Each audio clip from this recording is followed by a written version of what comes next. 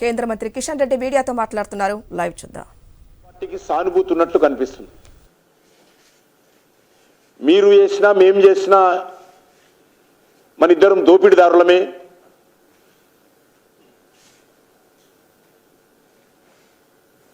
మీ DNA మా DNA ఒకటే, మీ party మా పార్టీ బొమ్మ బోర్సు ప్రాంతీయ పార్టీలే, కేసీఆర్ వెళ్ళింది మా పార్టీ నుంచే,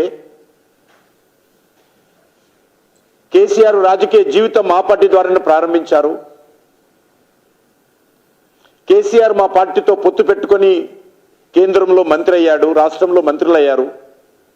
కాబట్టి మనం వేరువేరు కాదు,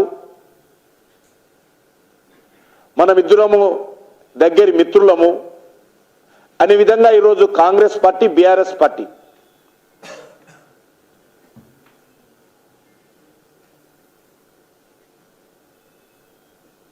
ఒక తోలు బొమ్మలాటాలు ఆడుతూ ఉన్నారు. రిటైర్డ్ జడ్జితో న్యాయ విచారణ మేము చేస్తామని చెప్పారు.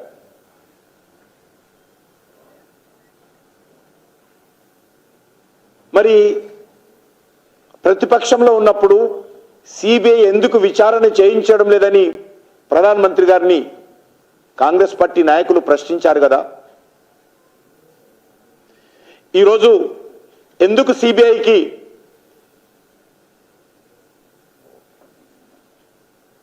దర్యాప్తుకు అంగీకరిస్తూ కేంద్ర ప్రభుత్వానికి ఉత్తరం రాయడం లేదో ముఖ్యమంత్రి గారు చెప్పాల్సినటువంటి అవసరం ఉంది.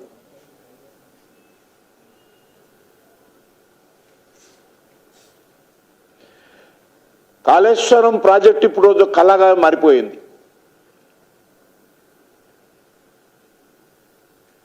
మరి మంత్రులు వెళ్ళారు, పవర్ పాయింట్ ప్రజెంటేషన్స్ తీసుకున్నారు. కానీ ప్రాజెక్టు భవిష్యత్తు పట్ల ఇంకా రాష్ట్ర ప్రభుత్వానికి ఏ రకమైనటువంటి అవగాహన ఉన్నట్టు లేదు. ఏం చేయబోతున్నారో తెలియని పరిస్థితి ఉన్నది. అందుకే నేను ఈరోజు మిగతా అంశాల మీద పోకుండా నేను నేరుగా ముఖ్యమంత్రిని ఒకటే ప్రశ్నిస్తున్నాను, మీకు చిత్తశుద్ధి ఉందా లేదా?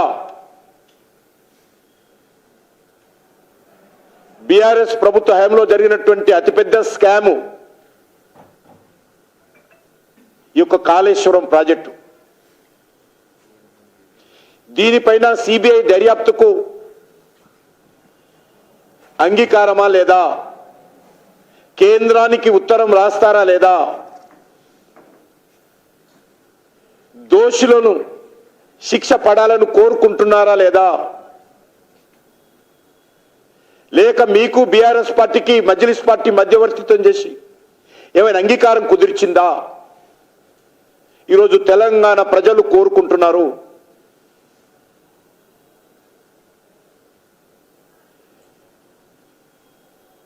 గత శాసనసభ ఎన్నికల్లో తెలంగాణ ప్రజలు రెండు కారణాలతో బీఆర్ఎస్ నొడించారు.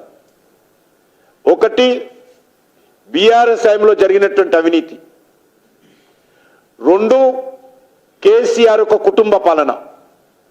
ఈ రెండు అంశాల మీదనే తెలంగాణ ప్రజలకు కాంగ్రెస్ ఓటేశారు తప్ప కాంగ్రెస్ పార్టీ మీద ప్రేమతో కాదు.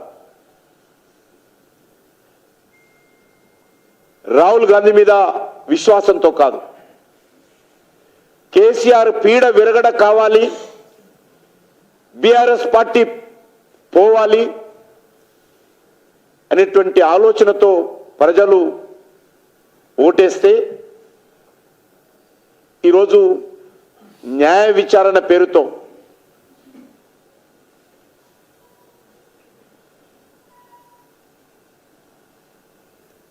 బీఆర్ఎస్